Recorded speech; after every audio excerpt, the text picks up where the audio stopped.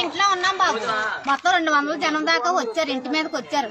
ఎవరు చెప్పని చూస్తే మా ఆయన వచ్చాడు బయటికి. మా ఆయన్ని, మా పిల్లల్ని, మమ్మల్ని ఇల్లు శుభ్రంగా కొట్టేసి ఆడ మొగాన్ని చూడకుండా కూడా ఇంట్లో దూరి మా బట్టలు కూడా ఇప్పి శుభ్రం ఇగోండి అన్ని శుభ్రం చింపేసి కొట్టేసి ఇంటి మీద పడి కొట్టారండి.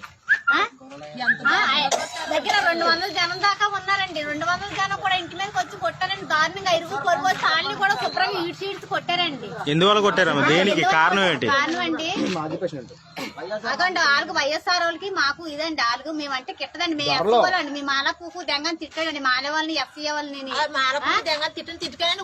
తిట్టికే గొడవ వచ్చిందండి. మమ్మల్ని మాలంచి కూడా నువ్వు ఎందుకు కావాలి, నువ్వు ఎందుకు తిట్టావన్న మాటకే